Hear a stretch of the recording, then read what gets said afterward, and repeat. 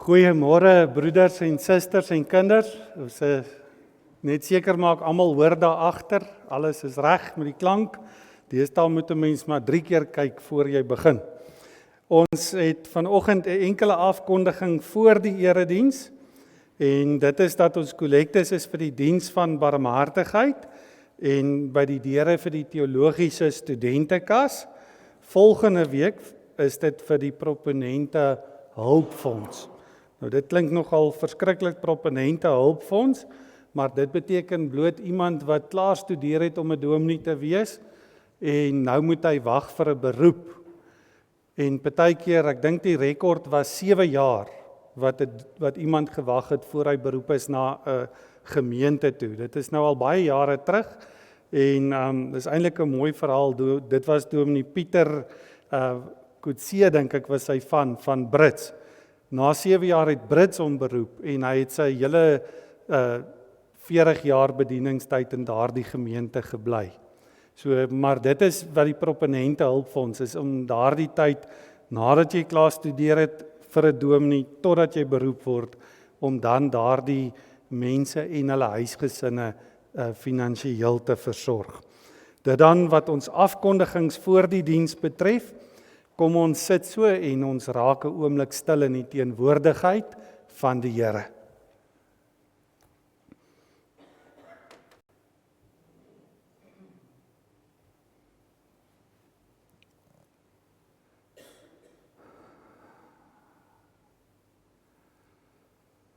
Kom ons val in eerbetoon voor hom neer, kom ons buig, kom ons kniel voor die Here ons Skepper. Hy is ons God, ons is sy volk, sy kudde, sy skape, deur sy hand versorg. Geliefde gemeente, genade, barmhartigheid en vrede word u ryklik geskenk van God ons Vader in ons Here Jesus Christus deur die kragtige werking van die Heilige Gees. Amen. Ons gaan vanoggend antwoord op die groetseën van die Here deur saam te sing uit ons geloofsbelijdenis uit. Ons sing soos ons dit altyd doen die eerste 3 verse, waarna ons sitplekke weer inneem om te luister na die 10 gebooie. En nadat ons na die 10 gebooie geluister het, gaan ons weer saam sing die laaste 2 verse van ons geloofsbelijdenis. Kom ons staan en ons sing saam, ek geloof in God die Vader.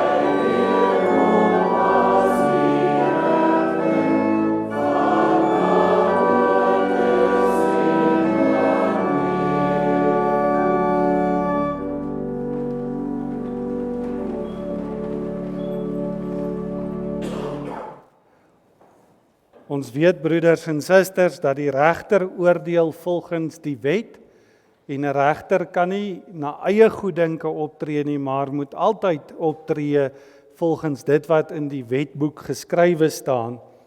En daarom is dit belangrik ook om te weet, wat is die wet waar volgens ons Here Jesus Christus gaan oordeel as hy weer kom, en daarna luister ons dan ook na die 10 gebooie, want dit is die wet waar volgens Jesus sal oordeel. Toe het God al hierdie gebooie aangekondig. Ek is die Here jou God wat jou uit Egipte, uit die plek van slawerny bevry het. Jy mag naas my geen ander gode hê nie. Jy mag nie vir jou 'n beeld of enige afbeelding maak van wat in die hemel daarbo, of op die aarde hieronder, of in die water onder die aarde is nie.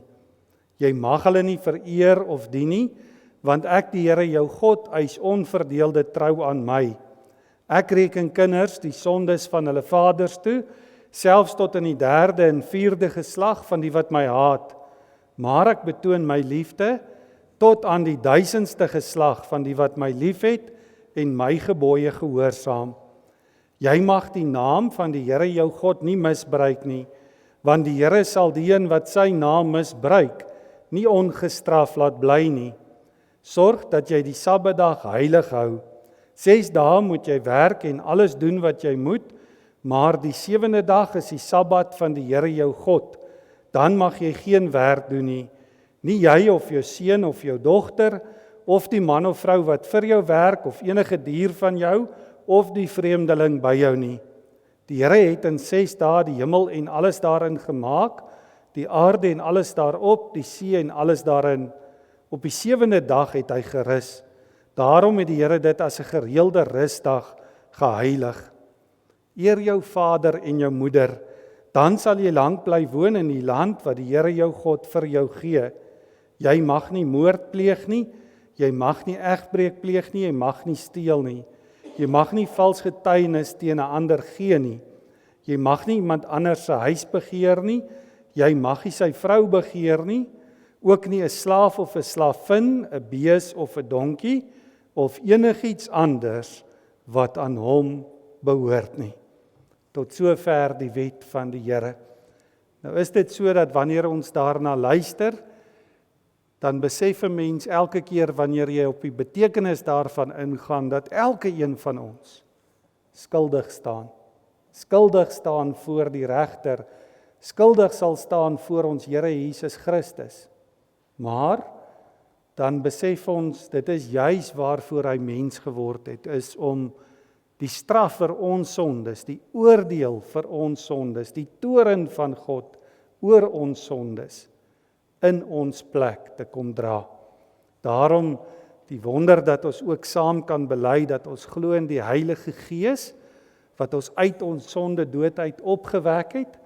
Ons glo dat elke een van ons deel het aan die ewige lewe, omdat ons weet ons sondes is vergewe.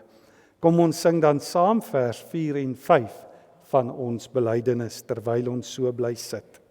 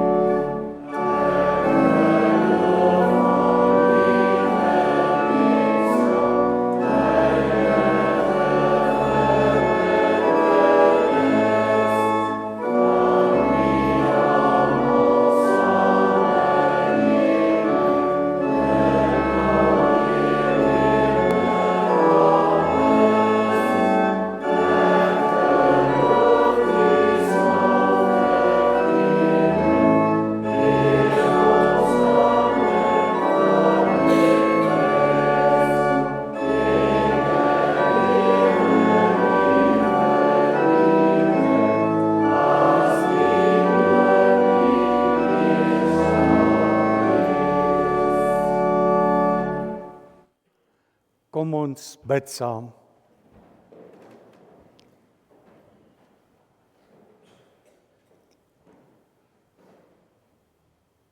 Ons Vader in die hemel, almagtige, ewige, alwyse God.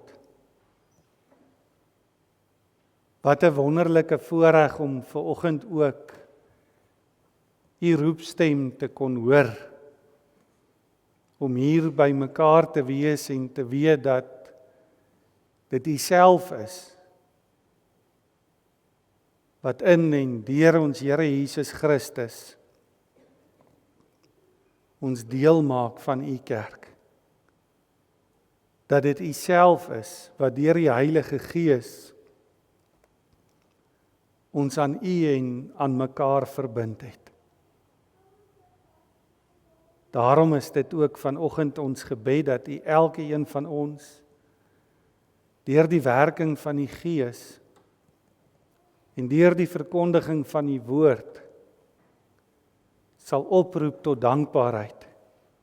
Ja, tot 'n nuwe dankbaarheid vir die voorreg om U ons Vader te kan noem en mekaar broers en susters te kan noem. Vir die voorreg om deel te wees van U kerk hier op aarde. En dat ons daardie voorreg sal koester en in liefde teenoor mekaar sal uitleef. Want dit bely ons vandag ook. Ons elkeen is 'n sondaar mens. Ons elkeen van ons staan skuldig voor U. Ons bely dat ons lewe deur U genade. Daarom vra ons ook dat U ons sondeskuld sal vergewe. In die naam van ons Here Jesus Christus alleen. Amen.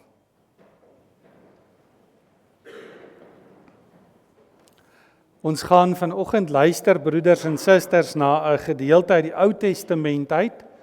En dit is uit Numeri hoofstuk 25.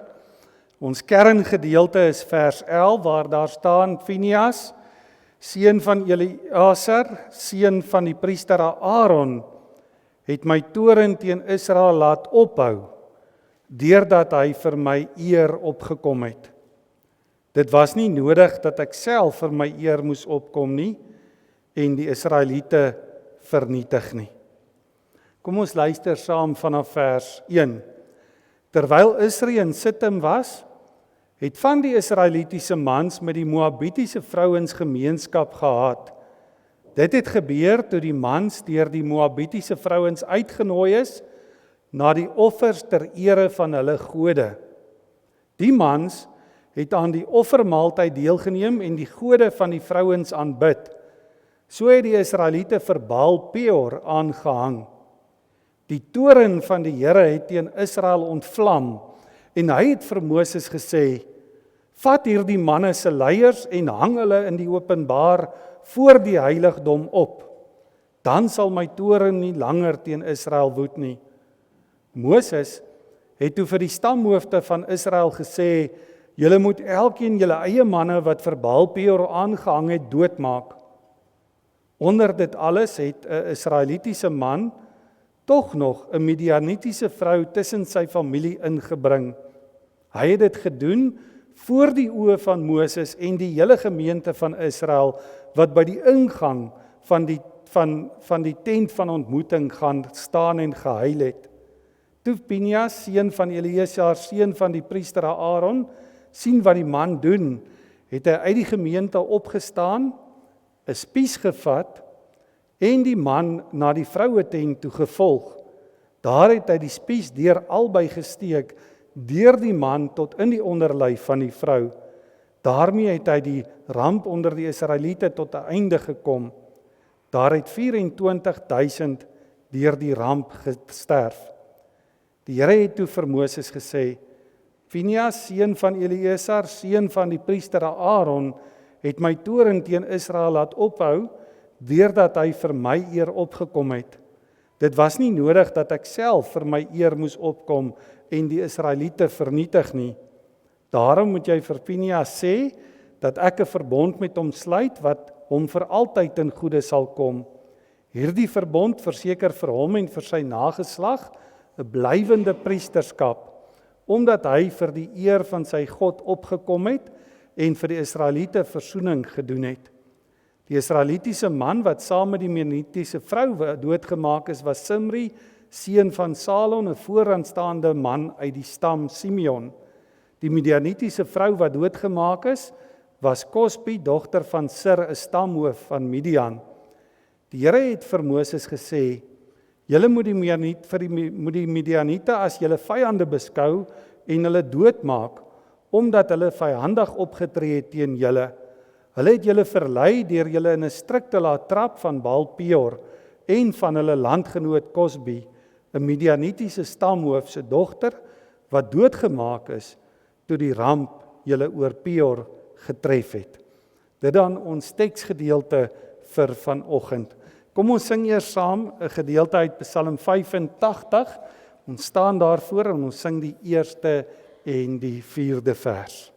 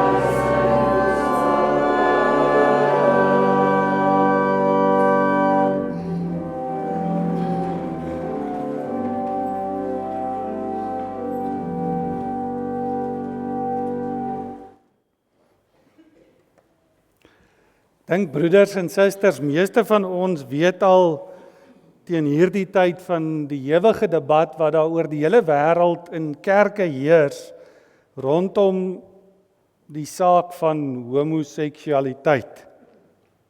Ons gaan nie vanoggend daarna kyk nie, maar ons gaan na iets kyk wat daaruit voortgevloei het, iets wat 'n mens daaruit kon sien. Dit gaan meer oor onsself as mens dit so kan stel. En dit is die vraag vanoggend: hoe moet ons as gelowiges handel wanneer iemand in die gemeente hardnekkig in sonde bly volhard? Anders gestel, hoe hanteer ons 'n situasie in ons eie midde waar iemand se optrede binne die kerk die eer van God in gedrang bring? Nou in mense se reaksie oor die saak van homoseksualiteit wat sonde is, ons gaan nie daaroor debatteer nie. Daarin het mens duidelik gesien standpunte wat mense het oor hoe ons as gelowiges moet handel of hoe ons die situasie moet hanteer want iemand se sonde binne die kerk die eer van God in gedrang bring.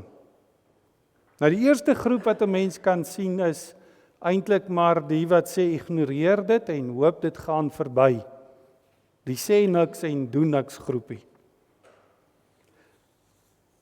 Dan die ergste is seker die groep wat dit probeer goed praat, wat sonde, maak nie saak wat se sonde nie, probeer goed praat. Wat iets wat iemand verkeerd doen, probeer verskoon of versag of probeer sê maar dit is nie sonde nie of dit is nie so erg nie. En dan miskien nader aan ons eie groep of vir onsself is daar die groep wat sal sê jaag hulle weg. Raak ontslaaf van die mense, hulle hoort nie in ons kerk nie,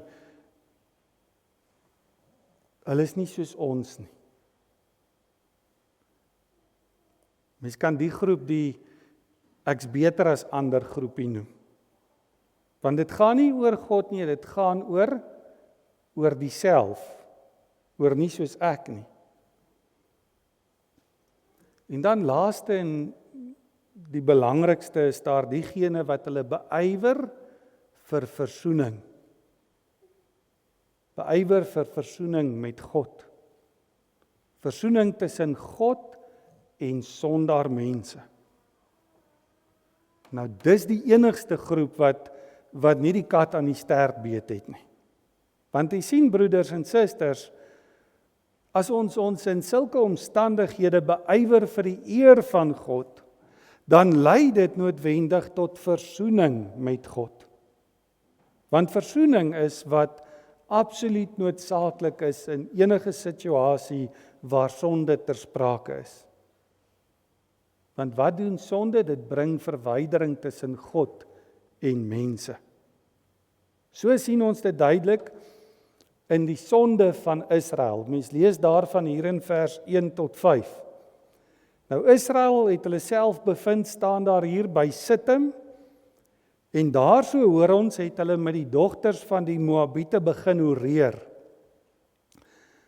En die vroue op hulle beurt het die Israeliete verlei om deel te hê aan die offerdiens en die offermaaltye van hulle afgode. Baal Peor word hy genoem.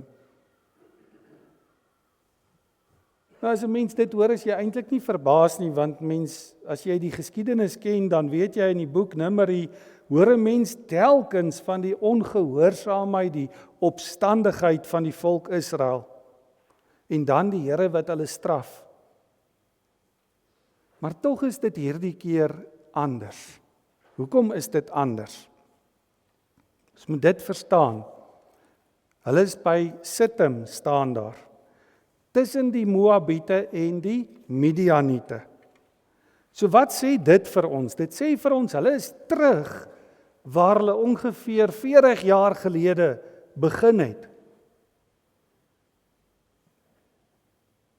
Terug daar waar hulle 40 jaar gelede gestaan het, toe hulle te bang was om deur die Jordaanrivier te trek. Toe hulle die 10 verkenners geglo het, wat gesê het, ons sal nooit daardie mense van Kanaan se land in besit kan neem nie. En daarna het die Here hulle vir 40 jaar in die woestyn laat trek, totdat die hele geslag wat daar gestaan het uitgewis het. En nou is die volgende geslag weer in Moab, en hulle staan daar en hulle kyk na die beloofde land. So dit sê vir ons, die woestyntog was verby, die swaar kry van die woestyn was verby, hulle het reeds vir koning Og van Basan en Sion van die Amoriete verslaan op wonderbaarlike wyse. Op die koop toe het die Here reeds, as mens net die vorige hoofstukke gaan lees, hulle geseën met die mond van Biliam, wat deur Balak betaal was om hulle te kom vervloek. Maar hulle val nog steeds in hoerery en afgodery van die volk Moab. Vers 3 sê vir ons, Israel het homself aan Baal-Peor, die afgod van die heidene gekoppel. As mens letterlik gaan lees wat daar staan, hulle het hulle losgemaak van die een ware God, hulle het hulle in dieselfde juk gaan trek as die afgode. Hulle was in een span, kan mens sê, met die heidene. En dit bring verwydering tussen hulle en God. En wat gebeur? Die toorn van die Here, dit waarvan ons nou net ook gesing het, ontvlam teen hulle. Hy beveel vir Moses om al hierdie afgodsdienaars op te hang, sodat die toorn van die Here van Israel afgewend kan word. Elke stam, sê Moses, moet hulle klomp afgodsdienaars gaan uitsleep en voor die tent van ontmoeting, voor die kerk van die Here kom ophang. Mens verstaan eers hoe groot hierdie verwydering tussen hulle en God is, hoe groot hierdie sonde is wat hulle gedoen het, as jy besef, onthou dit, in Israel is mense nie opgehang nie, hulle is gestenig. Trouwens, die Here self sê vir hulle, vervloek is elkeen wat aan 'n paal opgehang word. En dis binne hierdie omstandighede wat die verhaal rondom, kom ons noem dit die ywer van Pinias, homself kom afspeel. Hoe dit ook al sy, die voltrekking van die straf van die Here moes al 'n redelike verloop geneem het. Want so lees 'n mens, daar is al 24.000 van hulle dood. Die hele volk het voor die tent van ontmoeting, daar waar die pale gestaan het, waaraan hulle leiers, hulle manne opgehang is, gesit en gehuil en geween, voor die aangesig van die Here self. En hier kom een van hulle, mens kan maar sê een van die uitgeleese leiers van die volk, ene Simri, 'n owerste uit die familie van Simeon, doodluiters aangestap, voor die oë van Moses, voor die oë van die volk wat daar sit en huil, en hy vat een van die Midianitiese vrouens na sy eie tent toe. Terwyl die hele volk huil en ween oor die verwydering vanweë die sonde, hou hy hardnekkig daarmee vol. Daar's eintlik iets enorm aan sy optrede, is eintlik veragtende optrede wat hy hier openbaar. Het is amper asof hy God wil uitdaag en die spot met die volk wil dryf. Trouwens, Psalm 106 verwoord hierdie geskiedenis en sê, so is die spot met die Here gedryf. En dis dan wanneer Pinias, seun van die hoëpriester Eleazar, die opvolger van Aaron, uit die vergadering uit opstaan, 'n spies vat en beide die oortreder en die Midianitiese vrou daar in haar tent gaan deurboor tot binne in die grond, doelgerig sonder huiwering. Daarom, sê die teks, het die ramp onder die kinders van Israel opgehou, het die toorn van die Here tot bedaring gekom. Nou wat het hier gebeur? Wat moet ons leer uit Pinias se optrede? Waarom het die sterftes daar opgehou? En die antwoord kry ons, en dis ons laaste punt, in die Here se reaksie op Pinias se ywer vir hom. Want direk na hierdie gebeure praat die Here met Moses en spreek sy goedkeuring uit oor die optrede van hierdie man, oor Pinias se optrede. In vers 13 hoor ons dat hy hom vir sy God geywer het en versoening vir die hele volk gedoen het. En dat deur die optrede van hierdie een man, Pinias, word die vernietiging van die hele Israel deur die grimmigheid van die Here voorkom. Word die verwydering wat die sonde teweeggebring het weggeneem. En as 'n beloning ontvang hy dan ook 'n verbond van die Here af, 'n belofte dat sy nageslag vir altyd priester sal wees. tot op die dag wat die ewige hoëpriester gekom het, volgens die priesterorde van Melchisedek, vir ons almal versoening kom bewerk het. Ook een man uit die ganse menslike geslag wat opgestaan het en versoening gebring het. Nou daaroor is almal eens. Hierdie hoofstuk vertel vir ons van Christus. Vertel vir ons van die een middelaar oor wie se priesterskap selfs die van Pinias moes wyk. Deur wie se kruisiging die kerk afgesonder is van die wêreld en die wêreldse afgoderry. Deur Jesus Christus is ons geheilig om vir God te lewe, om aan God gehoorsaam te wees. Paulus verwys ook na hierdie geskiedenis en dan sê hy, dis 'n voorbeeld wat vir ons gegee is en opgeskryf is as 'n waarskuwing in die laaste dae. Hy gaan so ver as om te sê dat wie meen dat hy staan, moet oppas dat hy nie val nie. Daarmee eintlik 'n waarskuwing om te waak teen enige geestelike vorm van hoogmoed onder onsself en in onsself. Daardie groepe wat gesê het, die sonde is goed, of daardie groepe wat gesê het, jaag hierdie mense net weg. Dis geestelike hoogmoed. Kyk mooi na die geskiedenis. Wat sê die Here vir Pinias? Hy sê hier in ons kernvers dat Pinias het sy toorn, sy grimmigheid van Israel afgewend. Hoekom? Deurdat hy God se ywer onder hulle geywer het. God se eer onder hulle gesoek het. Nou dis belangrik as mens dit letterlik gaan lees, dan staan daar, hy het die Here se ywer geywer. Nie sy eie nie die volk se nie die volk se belang nie, hy het die eer van God voorop gestel. Sy ywer was in lyn met die wil van God. Hy het die band met die Here gehad, die band van liefde, 'n band wat altyd lei tot versoening, die heelmaak van 'n gebreekte verhouding, in hierdie geval die verhouding tussen God en Israel. En daarom moet ons besef, dit wat hierdie man gedoen het toe hy daardie spies opgetel het, was nie aan sy eie goeddinke toe te skryf nie.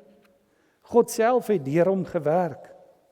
En daarom moet 'n mens sien, in die middel van hierdie verhaal wat handel oor die oordeel en die gramskap van die Here wat oor die volk ontvlam het, handel oor die straf van die Here op die sonde, staan die anker van ons geloof, God se genade, die enigste weg tot versoening. En daarom is ons kan afsluit, waar ons elke dag van ons lewe gekonfronteer word met sonde, waar ons in hierdie wêreld self binne die kerk te maak het met die vraagstuk van sonde, waar ons elke dag vra, hoe moet ons dit hanteer? Hoe hanteer ons 'n situasie waarin iemand se optrede binne die kerk die eer van God in gedrang bring? Dan moet ons ywer wees om versoening met God te bring. Ons moet ons beywer vir God se genade, want dis die enigste weg tot versoening. En dan moet mens besef, jy moet ook baie keer daardie Pinias wees wat opstaan en die spies optel. Maar watter spies gebruik jy? Die enigste een is die evangelie van Jesus Christus.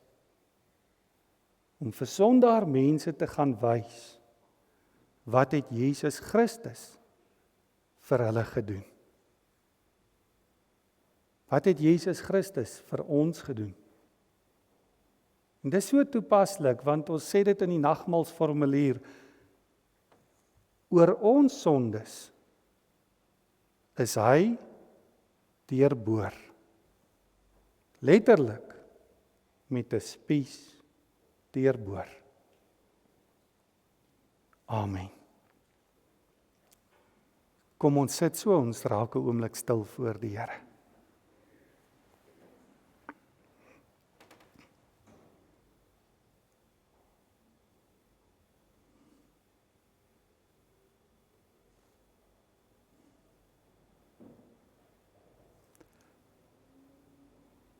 Kom ons staan en ons sing die Onse Vader gebed as dankgebed saam.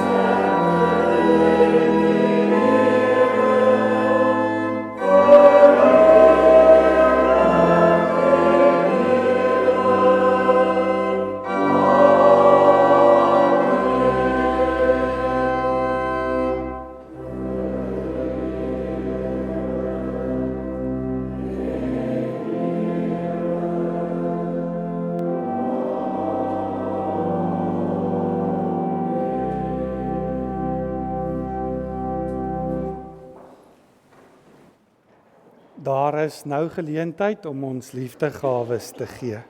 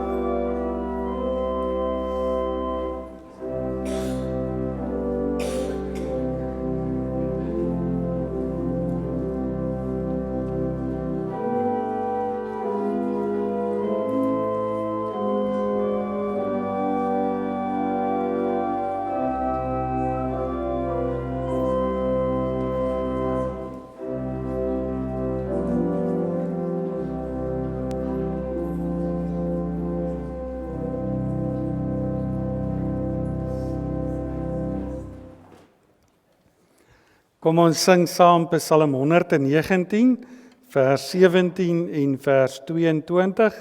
As ek sien die wetverlaters, kom daar skrik in my gemoed, en 'n heilige vuur van ywer, laat dit opreis in my bloed. Want die wet wat hul verwerp het, in hul agting waardeloos, is die stof van my gesange, op my pelgrimspad my troos. Ons sing vers 17 en 22, waarna ons die seën van die Here sal ontvang.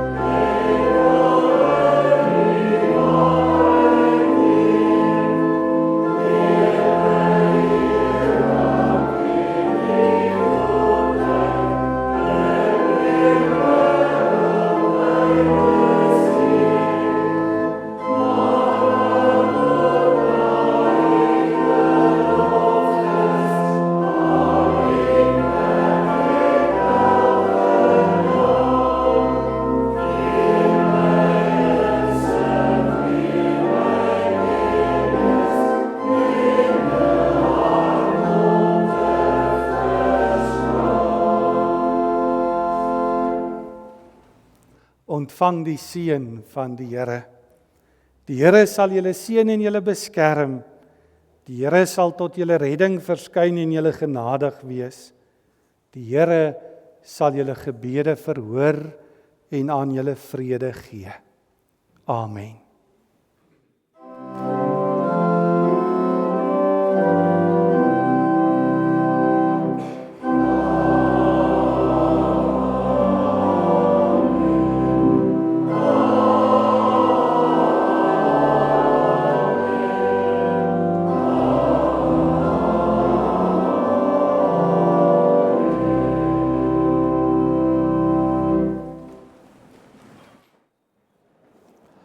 Baie dankie broeders en susters, afkondigings vanoggend. Ek dink die eerste een wat ons kan sien is ons kry tee vanoggend want al die susters gaan kombuis toe. Ek sien daar's 'n hele span wat daar agter toe beweeg. So ek dink dit gaan lekker tee wees want hulle is baie wat gaan help. So dis die eerste afkondiging. Dan ander afkondigings sal jy sien die agterkant ook of in die nuusbrief vandag. Die Sop en Sherry aand is eerskomende dis die 31ste Julie, so dis een van die dae. Ek dink is oor 2 Vrydae, as ek dit reg het. Nie hierdie weekie die een daarop. So asseblief, ons moet ons name deurgee daarvoor, vir die wat nou nog nie daar was nie. Dis eintlik maar 'n aand wat ons saam kuier, en ons gaan in die saal sit, so jy hoef nie buite koud te kry nie, is lekker warm in die saal as ons almal daar is, en dan is dit 'n Sop en Sherry aand met heerlike soppe en brode en dies meer. So kom ons bespreek ons plekke daarvoor. Dis nie 'n wegneem ete nie, dis ons kom sit en kuier met mekaar en ons bring ons families, ons vriende en almal wat by ons is by die huis, bring ons ook saam vir daardie aand. So dit is die eerste ene. Dan in Augustus die Kameeldrif Damesoggend, moet ons name ook deurgee.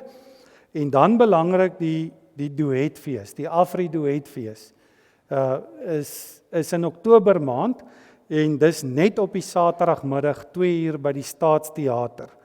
En dis 'n wonderlike geleentheid wat na ons kant toe gekom het, na die gemeente se kant toe, waar die Staatsteater en die FHK eintlik al die werk doen en ons half uitgesluit voel sal mens kan sê. Maar ons het 'n klomp kaartjies by hulle bespreek want daar's net een vertoning van die Afri Duetfees hierdie jaar en dis om die middag 2 uur. En ek het vir iemand verduidelik, dit beteken daar is so 400 minder sitplekke as normaalweg beskikbaar. So die plekke gaan min wees. So dat ons so gou moontlik ons plekke by Tannie Rietjie bespreek of by Dominee Cassie, maar verkieslik by Tannie Rietjie, want sy onthou wat sy gesê het. Oom Cassie vergeet partykeer. So dis belangrik dat ons dit doen. Ons plekke bespreek vir Saterdag 17 Oktober, vir ons vriende en familie ook laat weet en sê dis daardie dag, en die kunstenaars, daar's mooi foto's van hulle, so julle kan sien, ons ken hulle eintlik al almal, dis werklike begaafde mense. So dit is dan die 17de Oktober, en die mooi daarvan is, ons gaan nie vra dat iemand iets maak, of kom help in 'n snoepie, of iets doen nie. Dis letterlik die FHK het studente wat inkom om die vuilwerk te doen, die Staatsteater, hulle doen al die goed wat ons altyd gedoen het, doen hulle. So dis regtig 'n groot ding wat na ons kant toe gekom het en dan betaal hulle ons sodat hulle dit kan doen. So dis die fondsinsameling van ons gemeente en dis 'n wonderlike geleentheid. Dan broeders en susters, die verjaarsdag vir die week is dan Tannie Ansie Du Plessis, word 79 hierdie week, Tannie Kotie Foster 79 ook, en dan ons eie Tannie Betty wat hier voorsit, mens kan dit nie glo nie, word 87. So ons wil vir hulle almal, en vir die jong mense wat hierdie week verjaar, en besonder Logan Andrews, ek sien hy's nie daar agter vanoggend nie, wil ons die seën van die Here toebid op 'n nuwe lewensjaar. Dan kan ons lekker gaan tee drink. Baie dankie.